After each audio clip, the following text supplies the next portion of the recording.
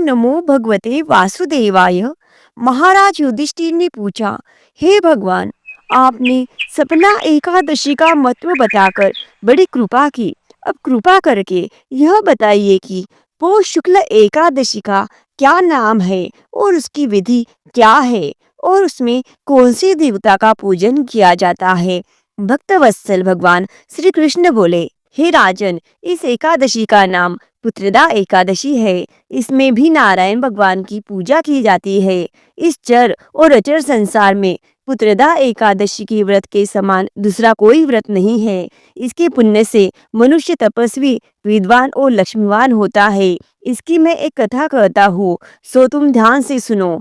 भद्रावती नामक नगरी में सुकेतुमान नाम का एक राजा राज्य करता था। उसको कोई पुत्र नहीं था।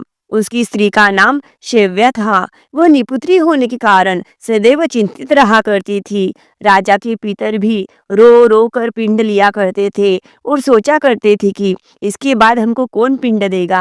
राजा को भाई, बांधव, धन, हाथी, घोड़े, राज्य और मंत्री, इन सब में से किसी से भी संतोष नहीं होता था। वह सदैव यही विचार करता था कि मेरे मरने के बाद मुझको कौन पिंडदान करेगा। बिना पुत्र के पितरों और देवताओं का ऋण मैं कैसे चुका सकूंगा। जिस घर में पुत्र न हो उस घर में सदैव अंधेरा रहता है। इसीलिए पुत्र उत्पत्ति के लिए प्रयत्न करना चाहिए। जिस मनुष्य ने पुत्र का मुख देखा है वह धन्य है। उसको इस लोक में यश और परलोक में शांति मिलती है, अर्थात उनके दोनों ही लोग सुधर जाते हैं। पूर्व जन्म के कर्म से ही इस जन्म में पुत्र धन आदि प्राप्त होता है। राजा इसी प्रकार रात दिन चिंता में लगा रहता था। एक समय तो राजा ने अपने शरीर को त्याग देने का निश्चय किया, परंतु आत्मघात, आत्महत्या करना पाप समझकर उसने ऐसा नहीं किया। एक दिन राजा ऐसा ही विचार करता हुआ अपने घोड़े पर चढ़कर वन को चल दिया तथा पक्षियों और वृक्षों को देखने लगा। उसने देखा कि वन में मृग, व्याघ्र, सुअर, सिंह, बंदर, सर्प आदि सब भ्रमण कर रहे थे। हाथी अपने बच्चों और हथिनियों के बीच घूम रहा था। इस वन में कहीं तो गीदड़ अपने कर्कश स्वर से बोल रहे हैं, कहीं उल्लू ध्वनि कर रहे हैं। वन के दृश्यों को देखकर राजा सोच विचार में लग गया। इसी प्रकार आधा दिन बीत गया। वह सोचने लगा कि मैंने तो कई यज्ञ किए हैं, ब्राह्मणों को स्वादिष्ट भोजन करवाया है और उनको तृप्त किया है, परंतु मुझे यह दुख क्यों प्राप्त हुआ। राजा दुख के मारे प्यासा होकर इधर उधर पानी की तलाश में भटकने लगा। थोड़ी दूरी पर राजा ने एक सरोवर देखा। उस सरोवर में कमल खिले थे तथा सारस, हंस, मगरमच्छ आदि विहार कर रहे थे। उस सरोवर के चारों तरफ मुनियों के आश्रम बने हुए थे।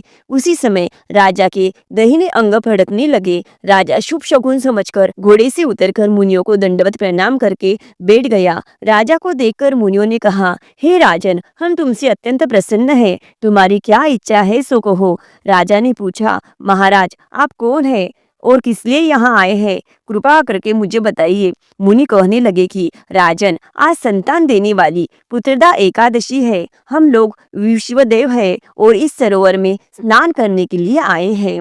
यह सुनकर राजा कहने लगा कि महाराज, मेरी भी कोई संतान नहीं है। यदि आप मुझ पर प्रसन्न है तो एक पुत्र का वरदान दीजिए। मुनि बोले, हे राजन, आज पुत्रदा एकादशी है, आप अवश्य ही इसका व्रत करें। भगवान की कृपा से अवश्य ही आपके घर में पुत्र होगा। मुनि के वचनों को सुनकर राजा ने उसी दिन एकादशी का व्रत किया और द्वादशी को उसका पारण किया।